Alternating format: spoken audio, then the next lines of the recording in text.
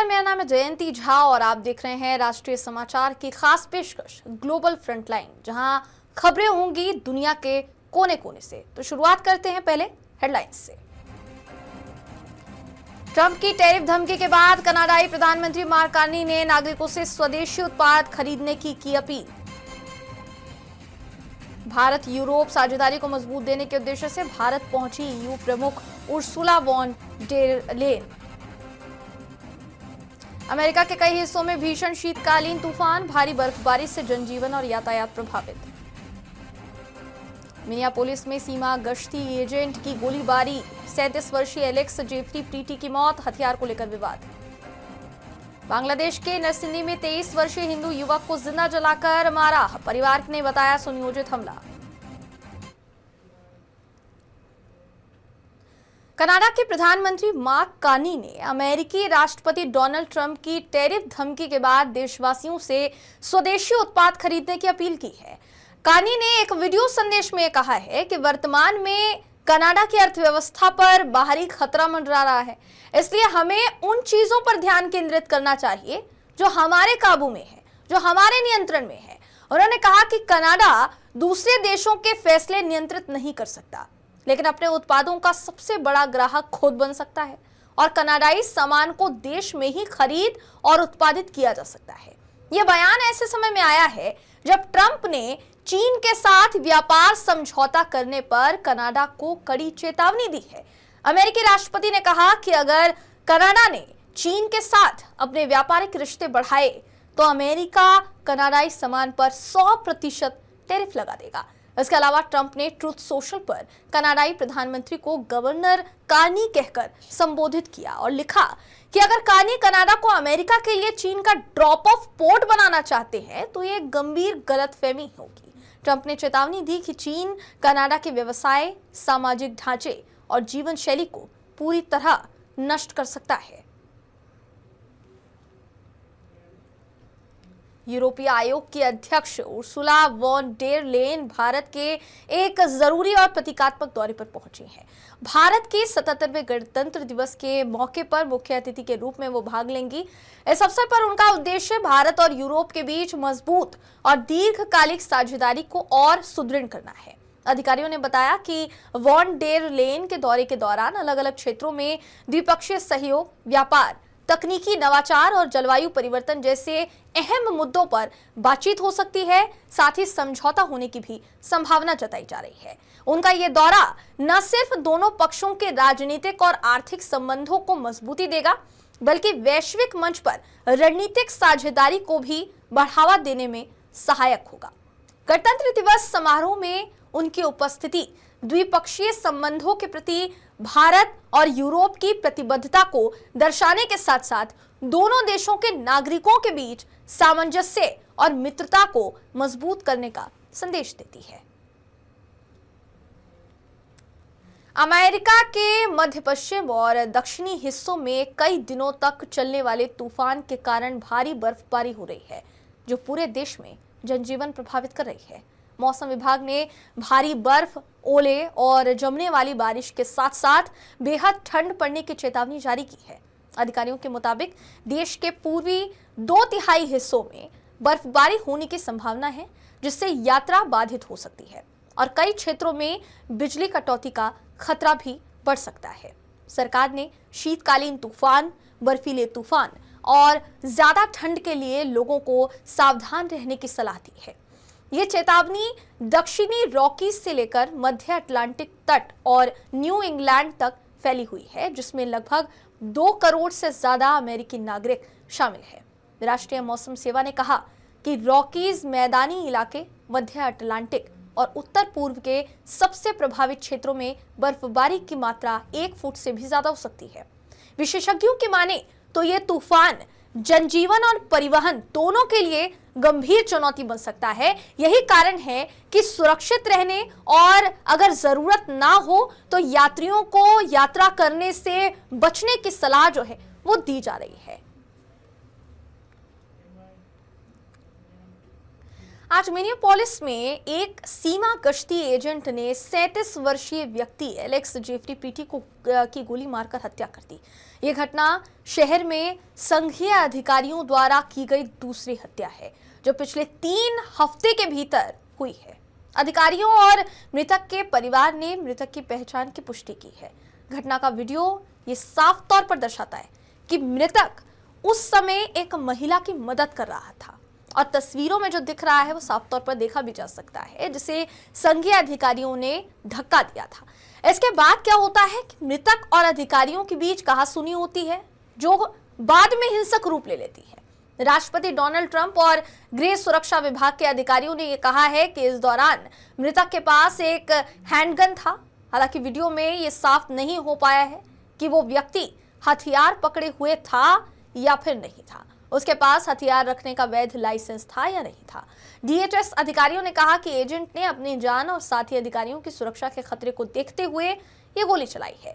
घटनास्थल पर दर्जनों नकाबपोश संघीय आव्रजन एजेंट मौजूद थे और तनावपूर्ण प्रदर्शन जारी रहा। इससे पहले अधिकारियों ने आंसू गैस का इस्तेमाल किया था। प्रदर्शनकारी शहर में जारी संघीय आईईसी की गतिविधियों का विरोध कर रहे हैं, जिससे माहौल और ज्यादा तनावपूर्ण हो गया है। Individual approached U.S. Border Patrol officers with a 9mm semi-automatic handgun. The officers attempted to disarm this individual, but the armed suspect reacted violently. Fearing for his life and for the lives of his fellow officers around him, an agent fired defensive shots. Medics were on the scene immediately and attempted to deliver medical aid. An individual Bangladesh के नरसिंदी जिले में एक और दर्दनाक घटना सामने आई है, जिसने सबको हिलाकर रख दिया है, जिसमें 23 साल के हिंदू युवक चंचल चंद्र भौमिक को जिंदा जलाकर उसकी हत्या कर दी गई। शुक्रवार रात नरसिंदी शहर के पुलिस लाइंस के पास स्थित मस्जिद मार्केट इलाके में चंचल का जला हुआ शव उसके काम करने वाले गैराज के अंदर पाया गया है। परिवार ने इसे सुनियोजित हत्या करार दिया है। स्थानीय लोगों के मुताबिक घटना के समय चंचल गैराज के अंदर सो रहा था। किसी अज्ञात व्यक्ति ने बाहर से शटर पर पेट्रोल डालकर आग लगा दी, जिससे आग तेजी से फैलती चली गई। प्रत्यक्षदर्शियों की माने तो चंचल आग में फंसा रहा और काफी देर तक तड़पता रहा, लेकिन बाहर निकलने का कोई रास्ता नहीं होने की वजह से उसकी मौके पर ही मौत हो गई। सूचना मिलते ही नरसिंदी फायर सर्विस की टीम मौके पर पहुंची और लगभग 1 घंटे की कड़ी मशक्कत के बाद आग पर काबू पाया गया। आग बुझाने के बाद पूरी तरह जले हुए चंचल का शव गैराज के अंदर से बरामद हुआ है।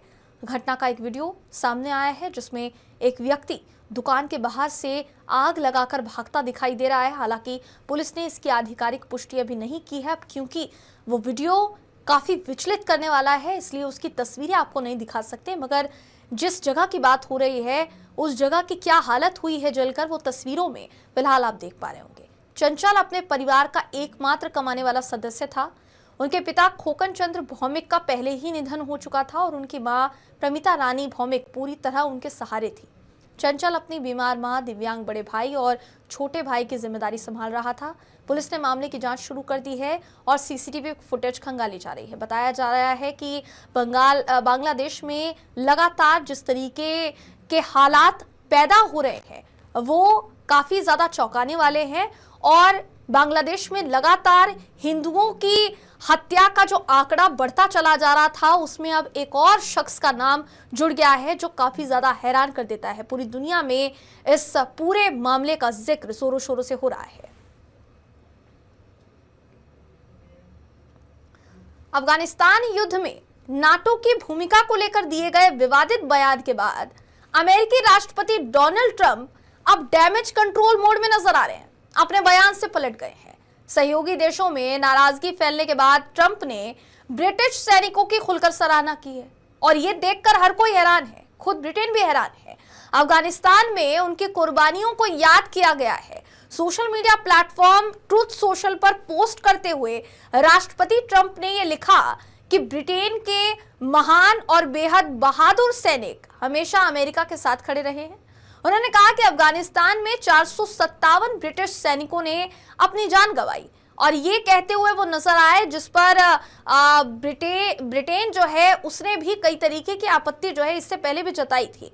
ये वो सैनिक हैं जो इससे पहले शहीद हुए और इन्हीं ब्रिटिश सैनिकों को कहीं ना कहीं श्रद्धांजलि देते हुए नजर आए हैं ट्रंप। उन्होंने कहा कि अफगानिस्तान में 457 ब्रिटिश सैनिकों ने अपनी जान गंवाई, कई गंभीर रूप से घायल हुए और ये सभी दुनिया के सबसे महान योद्धाओं में शामिल थे।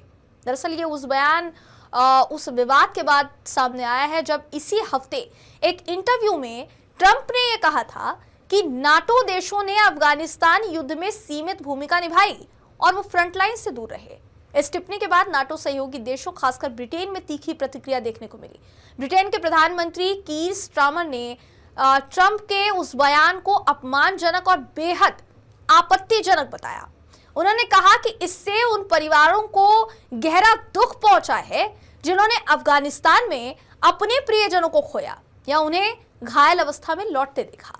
अफगानिस्तान युद्ध में हिस्सा ले चुके प्रिंस हैरी ने भी प्रतिक्रिया देते हुए कहा था कि नाटो सैनिकों की कुर्बानियों को सम्मान और सच्चाई के साथ याद किया जाना चाहिए। प्रधानमंत्री कीर स्टारमर और राष्ट्रपति ट्रंप के बीच फोन पर बातचीत भी हुई।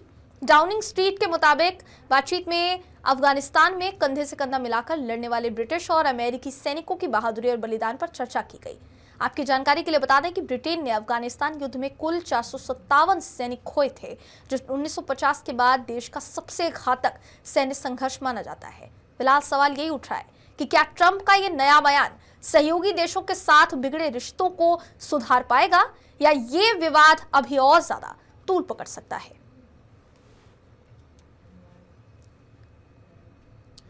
अगले महीने भारत में शुरू होने वाले T20 वर्ल्ड कप में बांग्लादेश के खेलने से इनकार करने के बाद आईसीसी ने इसकी जगह स्कॉटलैंड की टीम को टूर्नामेंट में भाग लेने की आधिकारिक पुष्टि की है। आईसीसी ने अपने सोशल मीडिया पोस्ट में बताया कि स्कॉटलैंड अब बांग्लादेश की जगह खेलेगी और मैचों के शेड्यूल में भी इसे शामिल कर लिया गया है।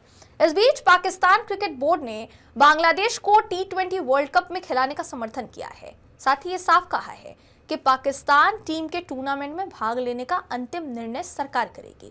आईसीसी के इस बदलाव से टूर्नामेंट के आयोजन और संचालन में कोई बाधा न आए, इसके लिए आयोजकों ने पहले ही सभी आवश्यक तैयारी जो है वो पूरी कर ली है। इस फैसले के बाद स्कॉटलैंड की टीम को तैयारी और रणनीति बदलने का समय भी मिलेगा, ऐसा बताया जा रहा है, जबकि टूर्नामेंट में खेल का उत्साह और प्रतिस्पर्धा समान रूप से जारी रहेगी।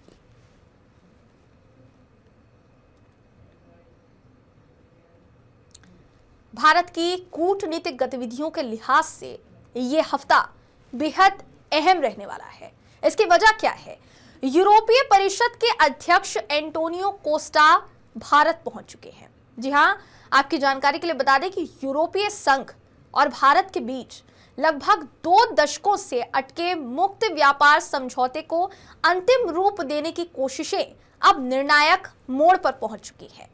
एंटोनियो कोस्टा और यूरोपीय आयोग की अध्यक्ष उर्सुला वॉन डेर लेयन सोमवार को नई दिल्ली में आयोजित गणतंत्र दिवस समारोह में मुख्य अतिथि के तौर पर शामिल होंगे और इसके लिए वो भारत पहुंचे। इससे जुड़ी तस्वीरें भी सामने आई हैं। बताया जा रहा है कि मंगलवार को 16वां यूरोपीय संघ भारत शिखर सम्मेलन आयोजित किया जाएगा। इसी सम्मेलन में उस ऐतिहासिक मुक्त व्यापार समझौते पर हस्ताक्षर होने की उम्मीद जताई जा रही है, जिसे मदर ऑफ ऑल डील कहा जा रहा है। यूरोपीय संघ परिषद ने सोशल मीडिया प्लेटफॉर्म एक्स पर जानकारी देते हुए यह कहा कि राष्ट्रपति एंटोनियो कोस्टा नई दिल्ली में मौजूद हैं और यह शिखर सम्मेलन यूरोपीय संघ भारत रणनीतिक साझेदारी को आगे बढ़ाने और प्रमुख नीतिगत क्षेत्रों में सहयोग को और मजबूत करने का अहम अवसर होगा। इधर भारत अमेरिका संबंधों को लेकर भी अहम हलचल देखने को मिल रही है। अमेरिका कांग्रेस का एक प्रतिनिधिमंडल भी भारत पहुंचा है। विदेश मंत्री एस जयशंकर ने आज नई दिल्ली में इस प्रतिनिधिमंडल से मुलाकात की है। इस बैठक में अमेरिकी कांग्रेस के सदस्य माइक रोजर्स, एडम स्मिथ और जिमी पेट्रोनिस के साथ भारत में अमेरिकी राजदूत सर्जियो गोर भी मौजूद थे। बातचीत के दौरान दोनों पक्षों ने भारत अमेरिका द्विपक्षीय संबंधों को मजबूत करने, इंडो पैसिफिक क्षेत्र में विकास और यूक्रेन में जारी संघर्ष जैसे अहम वैश्विक मुद्दों पर चर्चा की है। इस मुलाकात की जानकारी विदेश मंत्री एस जयशंकर ने सोशल मीडिया प्लेटफॉर्म एक्स पर साझा करते हुए दी। साथ ही कहा कि अमेरिकी प्रतिनिधिमंडल के साथ व्यापक और सकारात्मक बातचीत हुई है। उन्होंने ये भी कहा कि कांग्रेस संवाद हमेशा भारत अमेरिकी रिश्तों का एक अहम स्तंभ रहा है। कुल मिलाकर यूरोप और अमेरिका दोनों मोर्चों पर भारत की सक्रिय कूटनीति ये संकेत दे रही है कि आने वाले दिन वैश्विक राजनीति और आर्थिक साझेदारियों के लिहाज से बेहद अहम साबित हो सकते हैं। चीन की राजनीति और सेना दोनों ही मोर्चों पर इस वक्त जबरदस्त उथल पुथल देखने को मिल रही है, हड़बड़ी देखने को मिल रही है। राष्ट्रपति शी जिनपिंग ने अपनी ही सेना के सबसे ताकतवर जनरल झांग योशिया को अचानक पद से हटा दिया और यह सुनकर पूरी दुनिया हैरान है। इसे चीन की सेना में अब तक की सबसे बड़ी और सबसे चौंकाने वाली कार्रवाई माना जा रहा है। जनरल झांग योशिया चीन की सेंट्रल मिलिट्री कमीशन के उपाध्यक्ष बताए जा रहे थे और इस आयोग की अगर बात की जाए तो इस आयोग के अध्यक्ष खुद राष्ट्रपति शी जिनपिंग हैं। यानी झांग शी के बाद चीन के सबसे ताकतवर सैन्य अधिकारी माने जाते थे, इसलिए उनको निकाला जाना यह हैरानी का विषय है। अब उन पर गंभीर अनुशासनहीनता से लेकर कानून उल्लंघन तक के आरोप लगे हैं और आधिकारिक जांच के घेरे में भी हैं वो, ऐसा भी बताया जा रहा है। इस कार्यवाही की पुष्टि चीन के रक्षा मंत्रालय ने की है। इतना ही नहीं, सेना के जॉइंट स्टाफ डिपार्टमेंट के पूर्व प्रमुख जनरल लियू झेनली को भी इसी तरह के आरोपों में पद से हटा दिया गया है। चीन में इस तरह की आधिकारिक भाषा आमतौर पर या तो भ्रष्टाचार या सत्ता संघर्ष के बड़े संकेत मानी जाती है। तो अभी जो ये बड़ा फैसला लिया गया है शी जिनपिंग की तरफ से, इसे इन्हीं दोनों वक्तव्यों से जोड़कर देखा जा रहा है। इस पूरे घटनाक्रम को लेकर चीनी राजनीति पर नजर रखने वाले विशेषज्ञों की माने तो इसे बेहद असाधारण बताया है उन्होंने।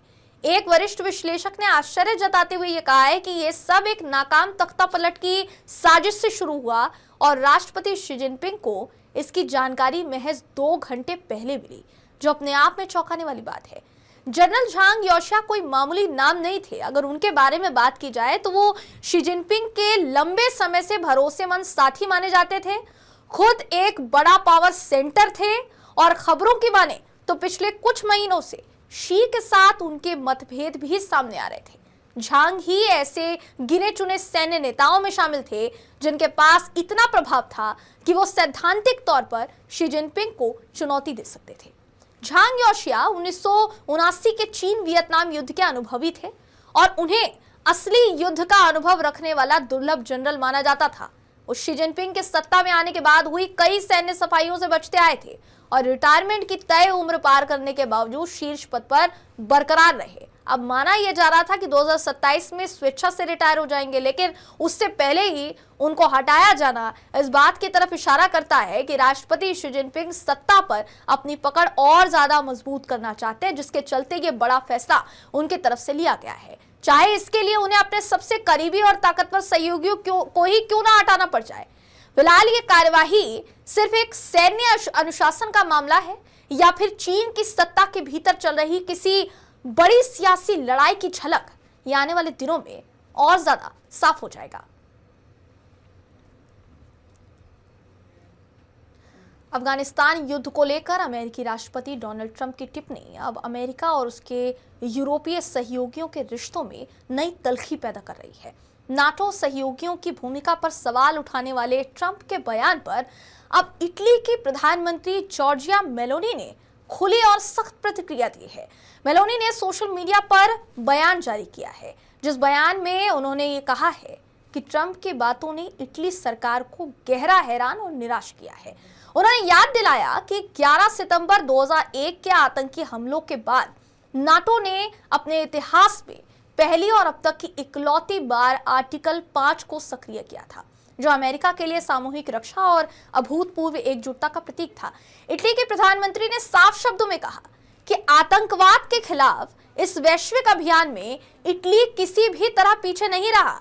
उनके मुताबिक इटली ने हजारों सैनिक अफगानिस्तान भेजे, रीजनल कमांड वेस्ट की जिम्मेदारी संभाली और मिशन के सबसे संवेदनशील इलाकों में सक्रिय भूमिका निभाई।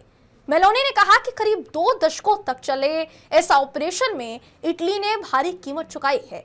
53 इतालवी सैनिक शहीद हुए, 700 से ज्यादा घायल हुए। ये सभी सैनिक युद्ध अभियानों, सुरक्षा ऑपरेशंस और अफगान सुरक्षा बलों की ट्रेनिंग से जुड़े थे। उन्होंने जोर देकर इस बात पर कहा कि इन कुर्बानियों पर कोई सवाल नहीं उठाया जा सकता। ये विवाद शुरू कहां से होता है, ये भी दर्शकों के लिए जानना जरूरी है, तो उस पर भी थोड़ी नजर डालते हैं। यह विवाद तब शुरू हुआ जब राष्ट्रपति ट्रंप ने यह दावोस में कहा था कि उन्हें यह भरोसा नहीं है कि नाटो सहयोगी देश उस वक्त मदद के लिए मौजूद थे जब अमेरिका को उनकी जरूरत पड़ी। ट्रंप ने यह भी दावा किया कि सहयोगी देशों ने अफगानिस्तान में सैनिक तो भेजे, लेकिन वो फ्रंट लाइन से दूर रहे। ट्रंप के इस बयान के बाद यूरोप में राजनीतिक असंतोष खुलकर सामने आ रहा है। इटली के प्रधानमंत्री मेलोनी के अलावा ब्रिटेन के प्रधानमंत्री कीर स्टारमर भी इससे पहले इस बयान को अपमानजनक और तथ्यात्मक रूप से गलत बता चुके हैं। कुल मिलाकर अगर कहा जाए तो अफगानिस्तान युद्ध की यादें एक बार फिर ट्रांस अटलांटिक रिश्तों में दरार की वजह बनती जा रही है। अब सवाल यह है कि क्या ट्रंप के ये बयान और अमेरिका और यूरोप के बीच भरोसे की खाई को और ज्यादा गहरा करेंगे या फिर नहीं। गाजा युद्ध को लेकर कूटनीतिक हलचल एक बार फिर से तेज हो गई है। अमेरिकी राष्ट्रपति डोनाल्ड ट्रंप के करीबी दूतों ने इजराइल के प्रधानमंत्री बेंजामिन नेतन्याहू से मुलाकात कर उन्हें एक अहम संदेश सौंपा है। ये संदेश साफ है, गाजा में सीजफायर के दूसरे चरण की ओर आगे बढ़ा जाए। प्रधानमंत्री कार्यालय की माने तो नेतन्याहू ने ट्रंप के विशेष दूत स्टीव विटकॉफ और ट्रंप के दामाद और मध्य पूर्व मामलों के सलाहकार जेरेड कुशनर से मुलाकात की। हालांकि इस बैठक की आधिकारिक जानकारी सार्वजनिक नहीं की गई है, लेकिन एक अमेरिकी अधिकारी ने नाम उजागर न करने की शर्त पर यह बताया कि बातचीत का फोकस गाजा में बचे आखिरी बंधक के अवशेषों की बरामदगी और क्षेत्र के संभावित निस्तारीकरण पर रहा। अमेरिका ये चाहता है कि ट्रंप की मध्यस्थता से बने समझौते को आगे बढ़ाया जाए और सीज फायर की प्रक्रिया ठप न पड़े। दूसरी ओर इजरायली प्रधानमंत्री नेतन्याहू घरेलू दबाव भी उनके ऊपर कम नहीं है। तो बंधकों के परिवारों की ये मांग है कि जब तक हमास आखिरी बंधक के अवशेष नहीं लौटाता तब तक किसी नए चरण पर आगे न बढ़ा जाए। सीजफायर के दूसरे चरण की दिशा में सबसे बड़ा संकेत गाजा और मिस्र के बीच रफा बॉर्डर क्रॉसिंग का दोबारा खुलना माना जा रहा है। गाजा में प्रस्तावित तकनीकी सरकार के प्रमुख अली शाथ ने यह दावा किया कि यह क्रॉसिंग अगले हफ्ते दोनों दिशाओं में खोल दी जाएगी। हालांकि इजराइल ने अब तक इसकी पुष्टि नहीं की है और यह भी कहा है कि इस पर इस हफ्ते विचार किया जाएगा। फिलहाल क्रॉसिंग का गाजा वाला हिस्सा इजरायली सेना के नियंत्रण में है या फिर नहीं, ये भी देखा जा रहा है। इधर आखिरी बंधक रान ग्विली के परिवार ने हमास पर अंतर्राष्ट्रीय दबाव बढ़ाने की मांग की है। परिवार का कहना है कि राष्ट्रपति ट्रंप ने खुद दावोस में कहा था कि हमास को पता है कि उनका बेटा कहां है, इसके बावजूद उसका शव नहीं लौटाया जा रहा है। परिवार ने इसे सीजफायर समझौते का खुला उल्लंघन बताया है।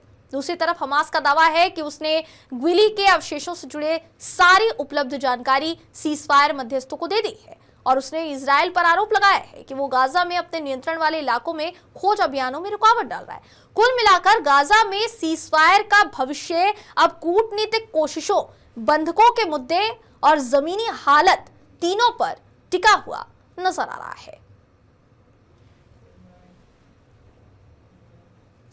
इंडोनेशिया के जावा द्वीप में भारी बारिश के कारण हुए भूस्खलन ने भारी तबाही मचा दी है। इस प्राकृतिक आपदा में अब तक 8 लोगों की मौत की पुष्टि हुई है, जबकि 82 लोग लापता बताए जा रहे हैं। शनिवार को हुए इस हादसे के बाद से राहत और बचाव कार्य जारी है, लेकिन गहरे कीचड़ और लगातार बारिश के चलते राहत कर्मियों को भारी दिक्कतों का सामना करना पड़ा है। लगातार कई दिनों से हो रही मूसलाधार बारिश के कारण जावा द्वीप की नदियां उफान पर हैं।